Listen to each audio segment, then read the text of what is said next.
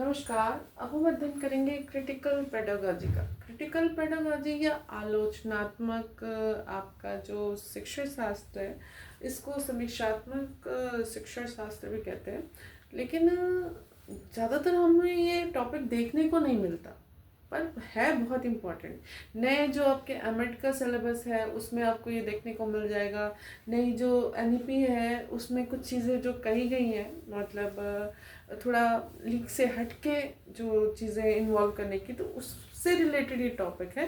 ये टॉपिक आपका मार्क्सवाद से भी प्रभावित है, लेकिन जो इसका बेस है बस हम उसको ये समझने का प्रयास करेंगे, क्योंकि आउट ऑफ सिलेबस चीज़ें पढ़ना और टाइम वेस्ट करना नहीं होना चाहिए। बस एक जानकारी के लिए हमको जानना चाहिए, और अपने थॉट्स भी इम्पॉर्टेंट होते हैं कि हम किसी चीज़ को कैसे क्रिटिसाइज कर सकते हैं। तो यहाँ पे जो टॉपिक है आपका क्रिटिकल पेडागॉजी है, आलोचनात्मक आपका कह सकते हैं, समालोचनात्मक कह सकते हैं, आपका समीक्षात्मक कह सकते हैं शिक्षण शास्त्र। ये इसमें सबसे इम्पोर्टेंट नाम है आपका पाउलो फ्रेरे। ये सबसे ज़्यादा इन्होंने काम किया।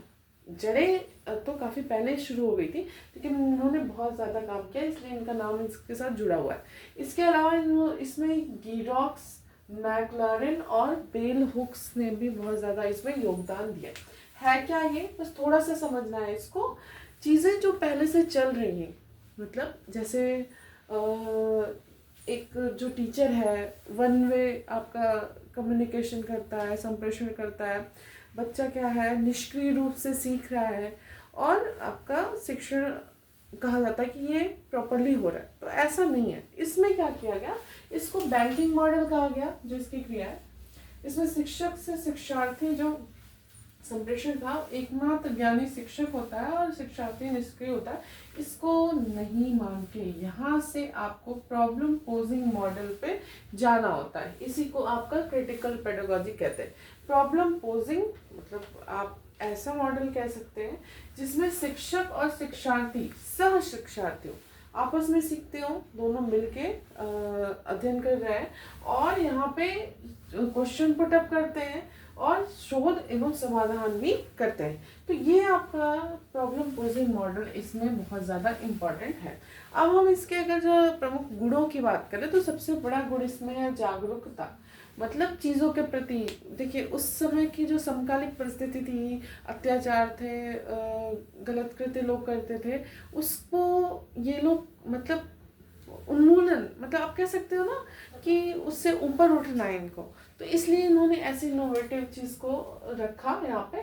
तो जागरूकता, सामाजिक न्याय, समानता, भेदभाव रहित सामाजिक परिवर्तन, समीक्षा मतलब चीज़ों की समीक्षा करना, सही गलत का निर्णय लेना, प्रश्न उत्तेजना मतलब इसी को कहते हैं प्रॉब्लम पोजिंग, मतलब प्रश्न उठाने का। इसमें सबसे ज़्यादा इम्पोर्टेंस इसलिए है कि जब विरोध करना उस चीज़ का जो गलत है, तो जिस चीज़ को हम प्रूफ नहीं कर सकते, हम उसको जागरूक बन के, जिज्ञासु बन के उसको जो है यहाँ पर प्रॉब्लम पोज करेंगे, और तब जाके उसका रियलिस्टिक सोल्यूशन यहाँ पर मिलेगा। तो यहाँ पे विरोध और दमन की बात कही गई है, मतलब जो चीज़ें हैं उस गलत है उसका विरोध करना है। कार्य की, जिस कार्य की बात की गई है, ये प्रैक्सिस है। प्रैक्सिस मतलब क्या, जैसे हम ज्ञान हमने अध्ययन कर लिया, यहीं तक खत्म।